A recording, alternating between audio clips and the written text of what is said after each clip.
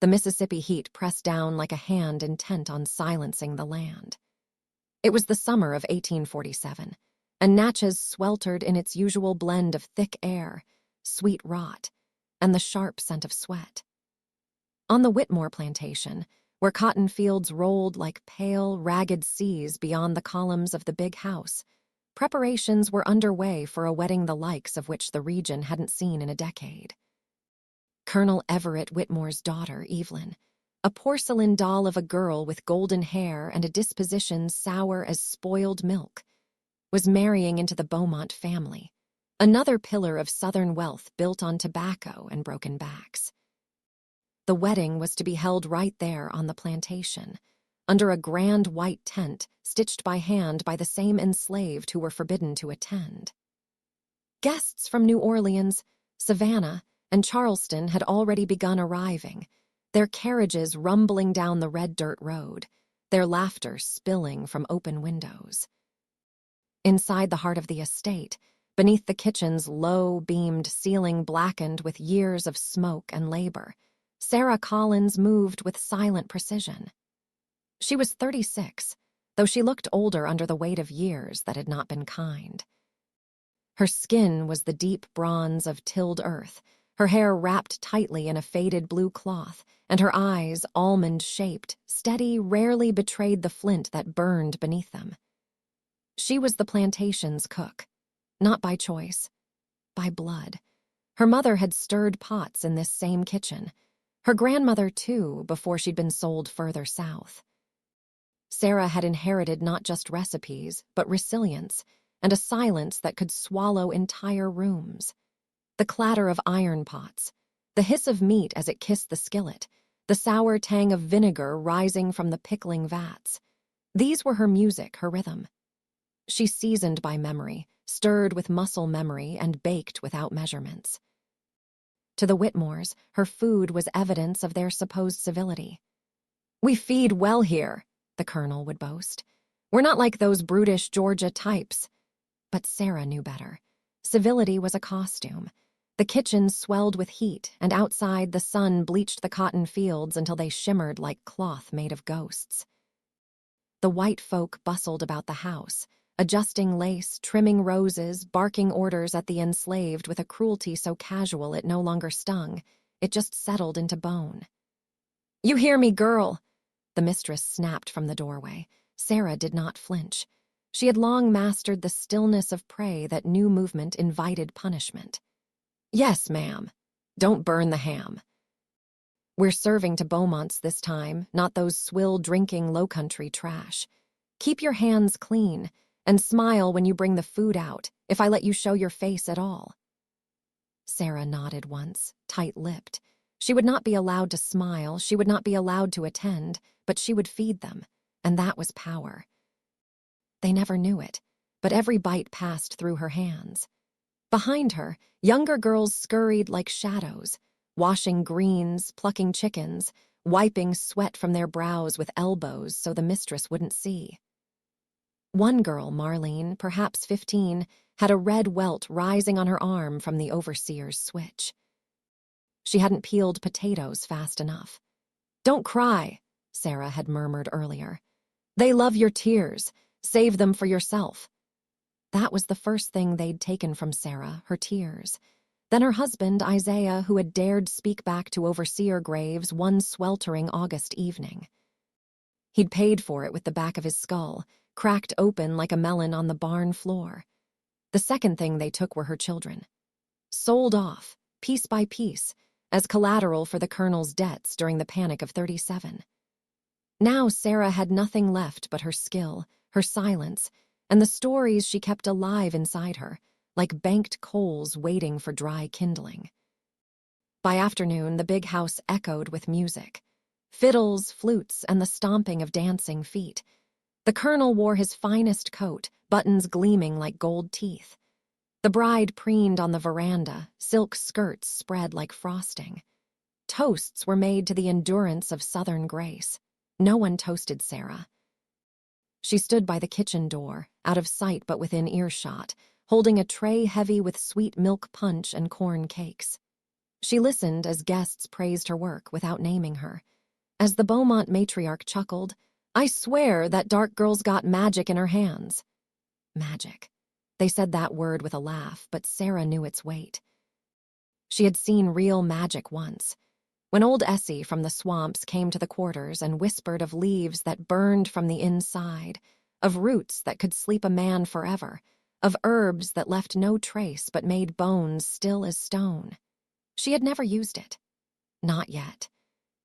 But sometimes, while grinding cinnamon or steeping tea, Sarah would close her eyes and imagine what it might feel like, for the laughter to stop, for the knives to still, for the house to fall silent not from command, but from consequence.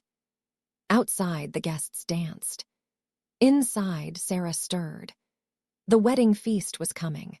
The bride would glow, the colonel would boast, the white folk would gorge. And Sarah Collins, enslaved cook, daughter of sorrow, widow of the lash, would feed them. She would smile when no one looked. She would count every bite. And in the hollow behind her ribs, something long buried began to shift. A hunger not for food, but for justice. Before Sarah Collins became the cook of Whitmore Plantation, the silent hand behind wedding feasts and funeral stews, she had another name, spoken only in the soft syllables of her mother's voice. That name, like so much else, had been taken on the road from Virginia to Mississippi, in a wagon that smelled of old blood and pine pitch, with chains rattling louder than the wind. She had been 14. It was winter when they came, the traders. Her plantation master in Fauquier County owed debts to a bank in Richmond, and Sarah, her mother, and 2 younger brothers were sold off as part of a ledger entry. "You'll fetch high," her master had said. "Got a good mind and quiet mouth." The auction block in Natchez was high off the ground, so bidders could see the teeth, the breasts, the shoulders.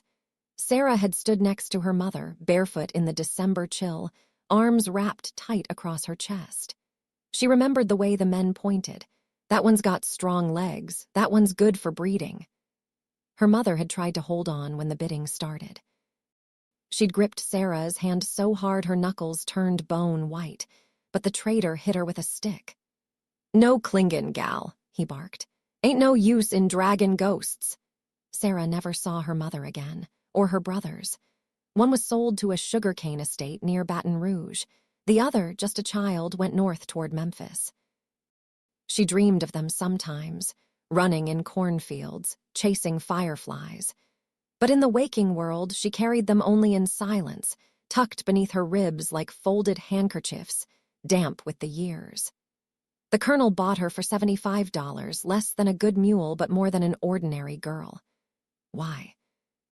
Because even at 14, Sarah could cook.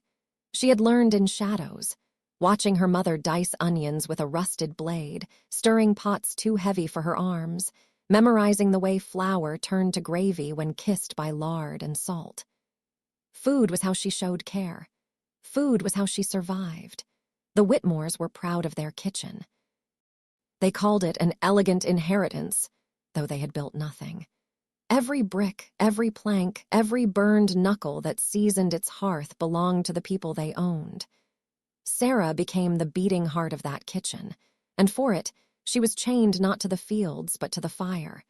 They called it a privilege. She called it a cage. Mistress Whitmore was the kind of woman who wore lace at breakfast and cruelty at supper.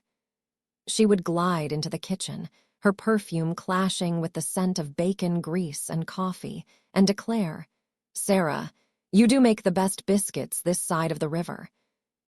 Then, with the same mouth, she'd wrinkle her nose and mutter to her guests, "But Lord help me, I wish that girl didn't smell like cornmeal and sweat." It was always like that, praise without humanity, recognition without name.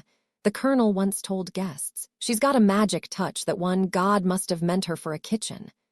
But God never told Sarah anything. She stirred. She chopped. She endured. And late at night, when the embers still glowed beneath the hearth and the mice dared skitter across the stone floor, Sarah would remember the words of old Mariah, a woman who once shared her corner of the quarters, who could cure fever with crushed leaves and calm a child with salt under the tongue. Mariah had been sold years ago, but her voice stayed. "Season carefully, child. Even spices can be a weapon." At the time, Sarah thought it meant flavor. Now she wasn't so sure. The other enslaved whispered too. In the shade between cabins, over shared cornbread and pickled greens, they'd say, "Never trust a plate served with a smile too wide." Some women cook comfort, others cook warning. Don't you know, freedom got a taste, bitter but strong. There were stories passed between the cotton rows. Of a cook in Alabama who slipped crushed peach pits into her mistress's tea, of a boy in Georgia who dropped lye in the soap pot, of a woman named Letty who baked sorrow into every loaf until her master wept after every meal without knowing why. Food could heal. It could harm. It could haunt. And lately, strange things had begun to happen in Sarah's kitchen. A plate shattered in her hand with no cause. The fire sparked when she walked past, though no one had touched the bellows. Once, while stirring molasses, the steam curled up into a shape, thin and long like a noose twisting in air. She blinked and it vanished, but the feeling didn't. Marlene, the young kitchen girl, had said the night before, "Miss Sarah, your spoon done stirred itself." Sarah had said nothing. Instead, she looked to the corner of the room where shadows gathered and whispered of things older than memory, of women who brewed more than broth, who laced their labor with warning. Her grief had never left. It had only hardened, dried into something sharp. A woman who has lost everything does not cry forever. Sometimes she waits. Now the wedding approached. The house hummed with activity. Music spilled from the halls. Guests praised the aroma of roasting meat and sugared yam. But in the kitchen, Sarah ground cinnamon with slow, methodical strokes, the mortar heavy in her palm. She stared at the swirling dust rising from the bowl, at how it clouded the air before settling again. Like ashes, like memory, like grief. And in that moment, she heard old Mariah again, clear as a bell. Even spices can be a weapon. The morning of the wedding dawned hot and mean, the kind of heat that wrapped around the lungs like burlap soaked in vinegar. The Whitmore house was a hive. Lace fluttered from windows.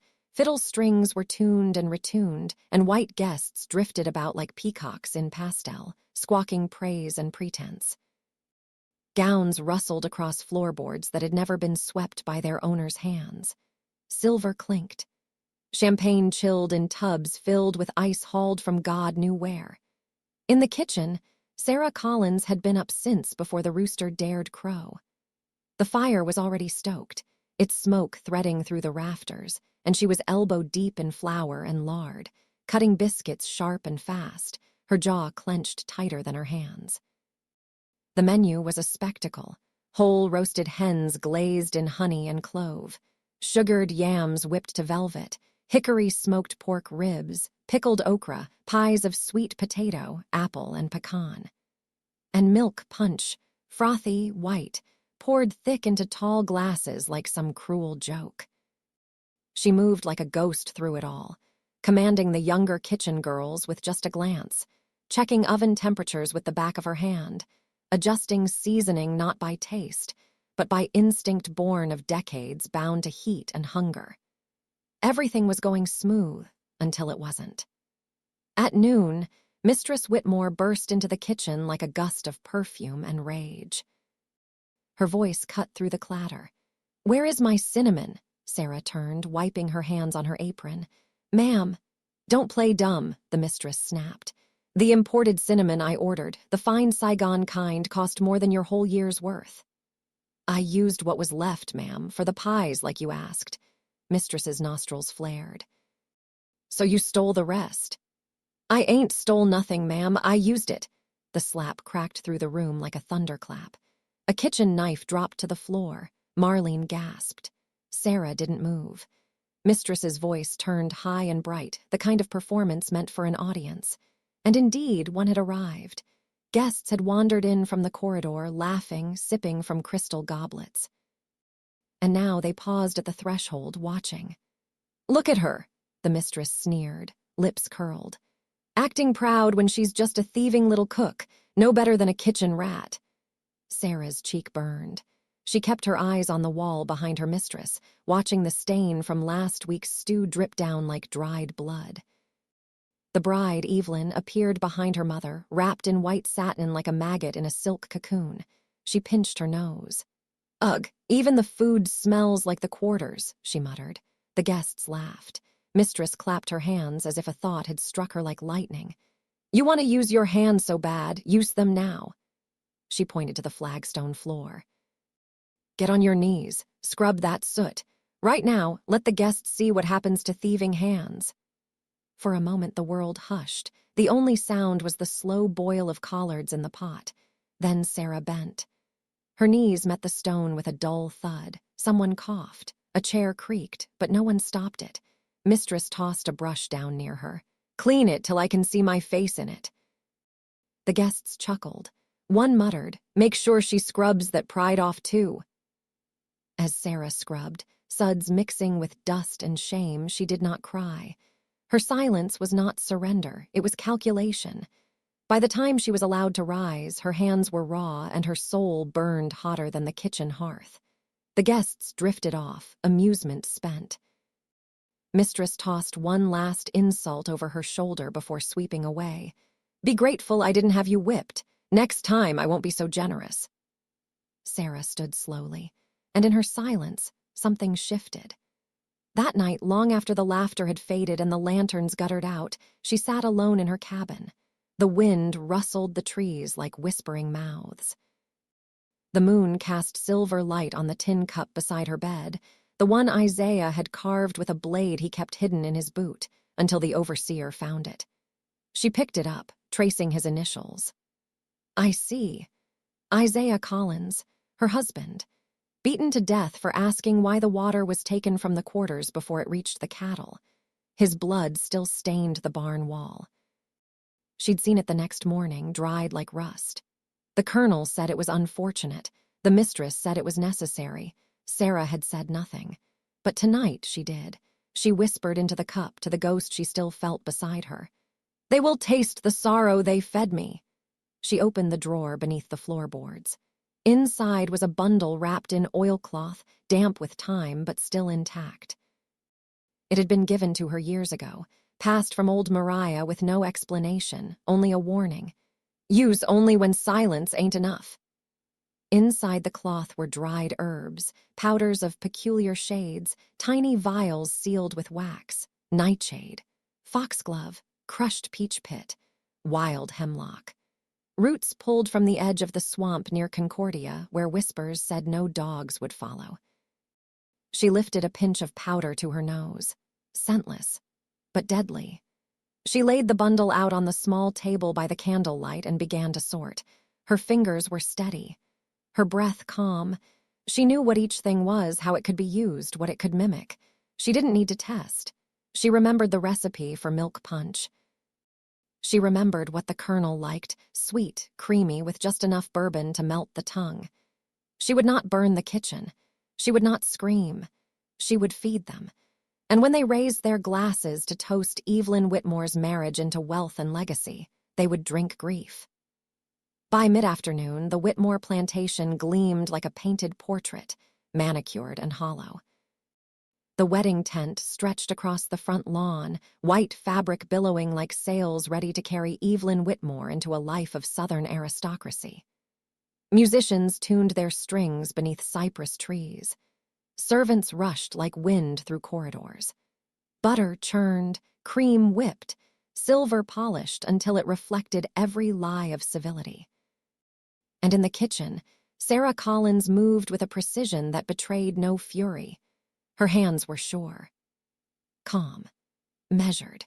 The pork shoulder roasted low and long, the fat hissing as it crisped into golden crackle. Chickens had been stuffed with cornbread, pecans, and thyme, glazed in molasses, and basted with their own drippings until the skin turned lacquered and brown. Sweet potatoes were whipped into a velvet puree, dotted with candied ginger and drizzled in syrup.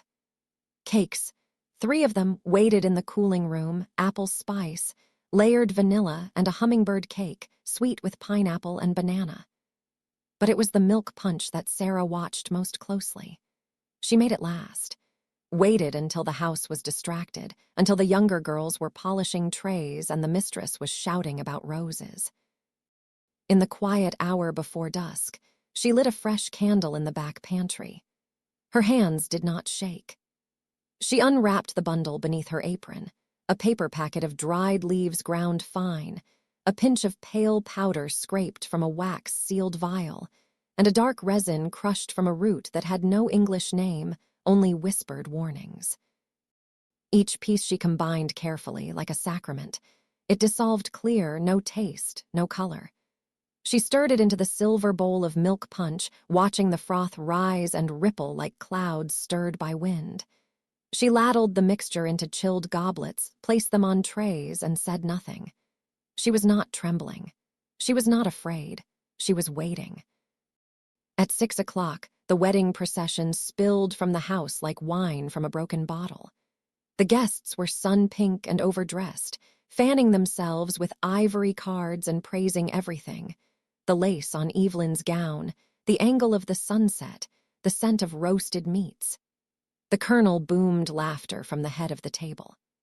Mistress Whitmore sat beside him, all pearls and narrowed eyes. The groom, Thomas Beaumont, had the pale complexion of someone who had never worked a day in the sun and already looked bored with his bride. Sarah stood just beyond the reach of the lanterns, near the edge of the tent, watching. She had dressed carefully that evening, nothing new, nothing to draw attention. A plain head wrap, clean apron. Eyes lowered but not closed. The guests began to eat, plates clinked, forks scraped, the bride giggled too loud, the music swelled. Colonel Whitmore raised his glass. To family, to legacy, to the future of the South. Glasses rose, milk punch gleamed in the twilight, pale and innocent. They drank, and Sarah watched. From behind the table, she stood like stone, her face unreadable. Her pulse thudded slow and deep, like distant war drums. Her eyes moved from mouth to mouth, watching the swallow, the smacking of lips, the praise. "Delicious, as always," said one guest, licking his fingers. Mistress Whitmore turned, fixing Sarah with a look so cold it could freeze marrow. She sneered, waving her wineglass lazily. "This is your only worth, Sarah," she called, loud enough for the guests to hear. "Cooking food for better people than you." Some guests laughed. The bride smirked. Sarah said nothing. The sky darkened to indigo. Fireflies blinked. A breeze stirred the magnolia leaves, then a cough, soft at first. From the Beaumont uncle, portly, florid, already red from drink. He thumped his chest. Another cough, sharper. From the bride's cousin, then another. It spread like wind through dry grass, guests coughing, gasping, blinking. One woman dropped her fork. A young man clutched his throat. Mistress Whitmore narrowed her eyes. "What on earth?" The portly uncle lurched from his seat, chair crashing behind him. He vomited beside the table, frothy and pink. Panic flickered. The bride stood, mouth open. "Mama, what's happening?" The colonel swayed in his seat, his hand shaking as he reached for more wine, but missed. All at once, the tent became a cage of noise. Chairs scraped. Men shouted. Women screamed. Someone knocked over a table, wine spilled across linen like blood. Children cried, a servant dropped a tray and ran. And still, Sarah stood, silent, watching. Mistress Whitmore backed away from the table, eyes wild, hand at her throat. What is this? Sarah, what did you do?" She took a step toward the kitchen door, but stumbled, crashing into a sideboard.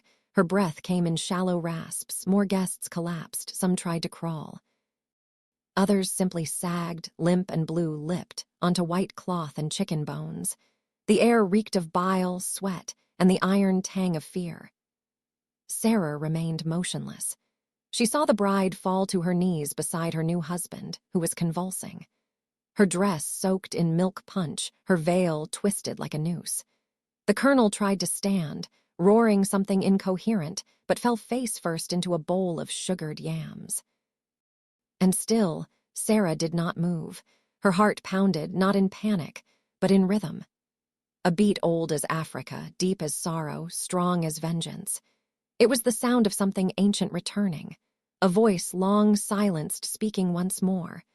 When it was over, the only sounds were the buzzing of lanterns and the distant chirp of crickets.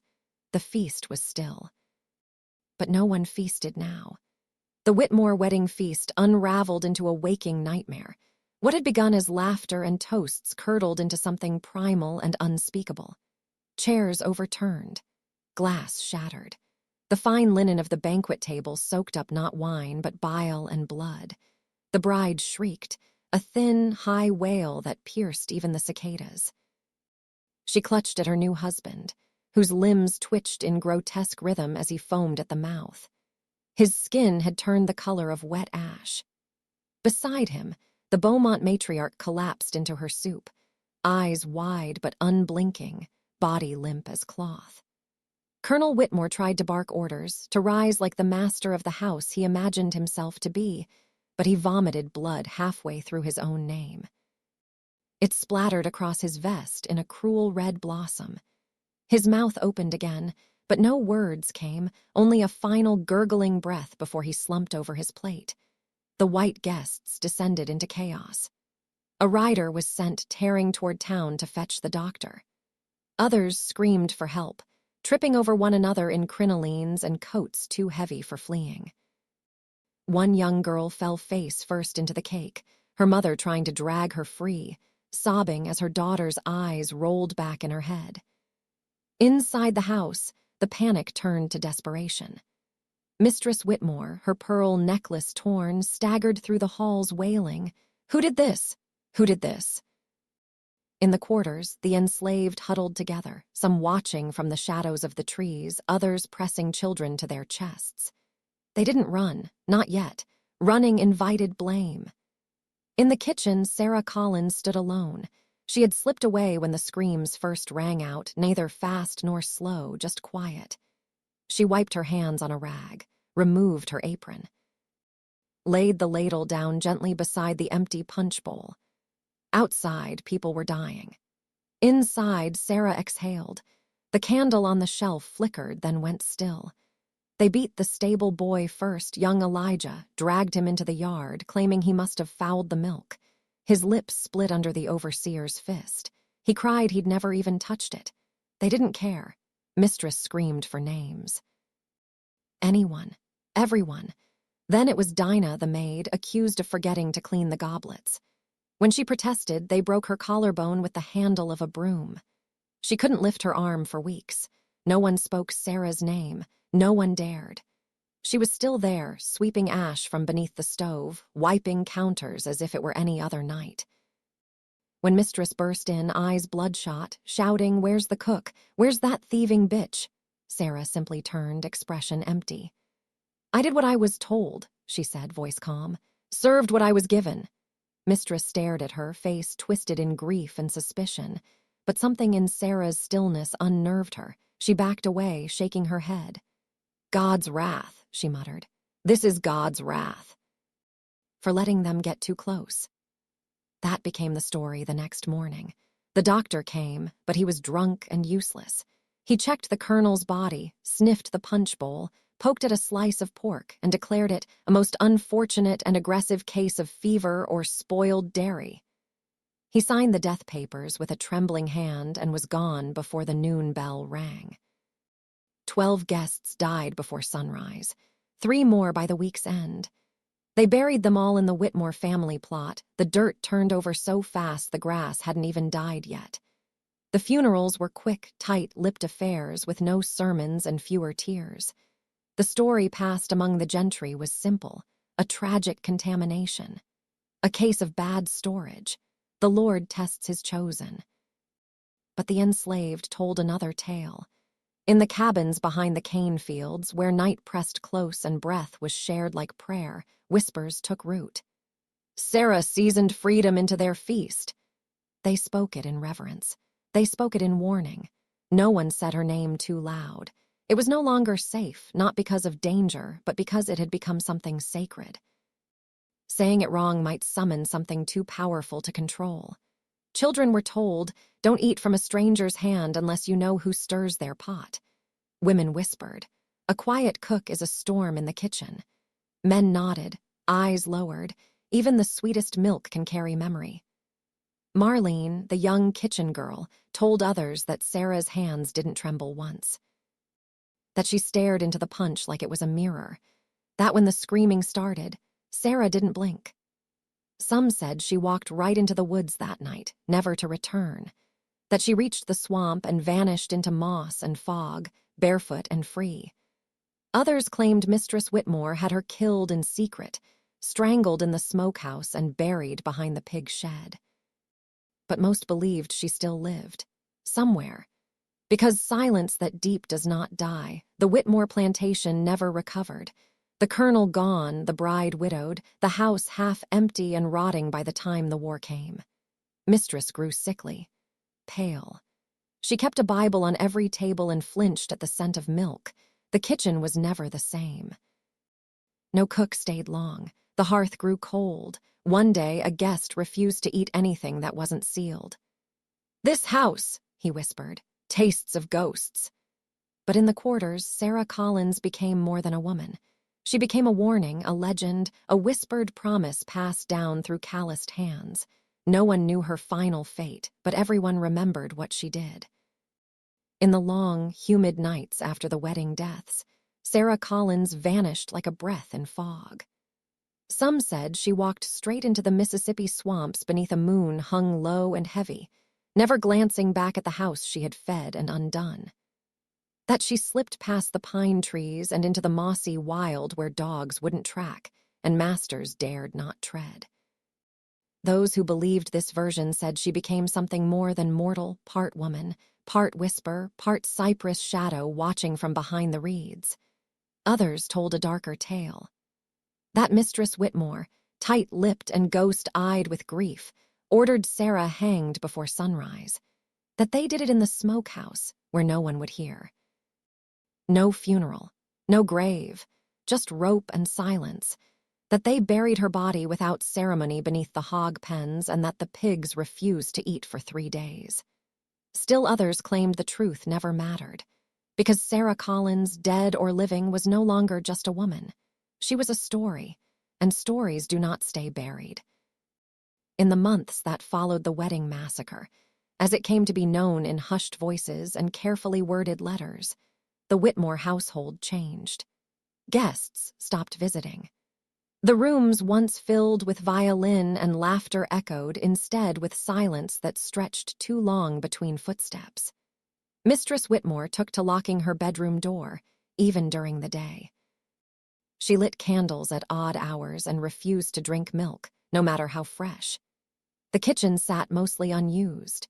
The new cook refused to touch the punch bowl, swearing it smelled of rot no matter how many times she scrubbed it. Eventually, even the colonel's portrait was taken down. Evelyn left the house within a year, never remarried. The family name grew quiet, and the plantation, once proud and expansive, shrank like a wilted bloom.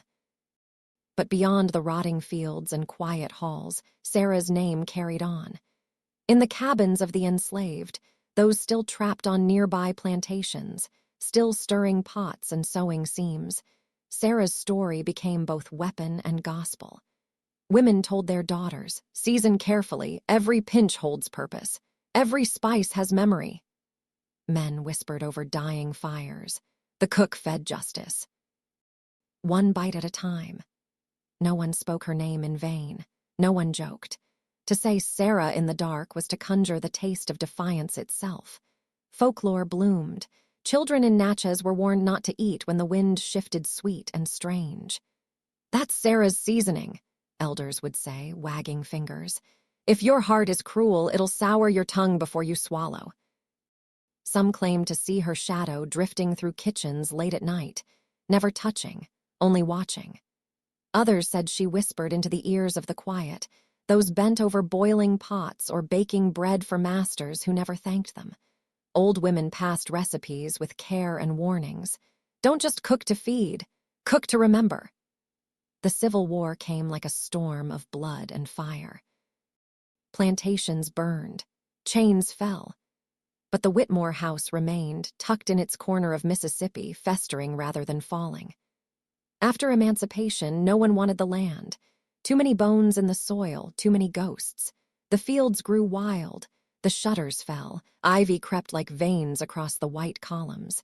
The dining hall sagged under the weight of a collapsed ceiling. And still, no one repurposed it. No one turned it into a schoolhouse or a courthouse or even a store. It stood empty. Watched. Remembered. Locals avoided it. They said strange smells drifted from its walls on hot evenings like roasted pork, sweetened yams, and burnt sugar. At first, the scent was welcoming, nostalgic.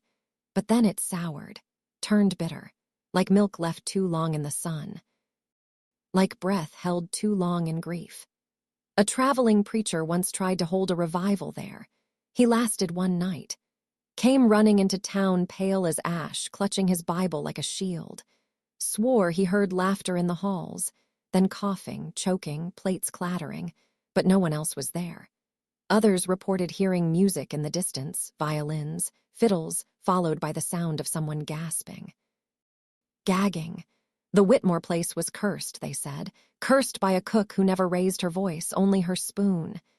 In time, Sarah's tale joined the pantheon of Southern ghost lore, but never as mere fright.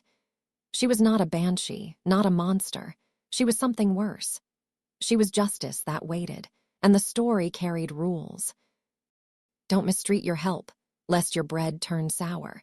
Don't speak with cruelty over a meal, lest the table remember. Don't trust a house where the hearth has gone cold for too long.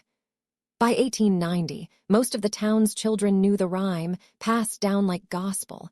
When the milk runs thick and the sugar burns black, it means Sarah's spoon has stirred her wrath back.